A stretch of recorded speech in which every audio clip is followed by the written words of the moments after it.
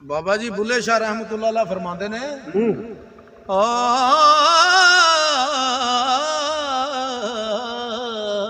तस्बी पढ़ मकारां वाली ते तू दाड़ी कीती चिट्टी ओ पराया माल तू इवें खादा जूं तरकारी लगदी मिठी ना तू मदर मसीती वड़िया ना कबर अंधारी डिठी खबर तो होसी बुलिया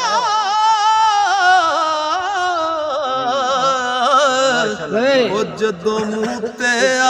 गई मिठी खबर तो होसी बुलिया जदों मुंह ते आ गई मिठी जिंदा रह।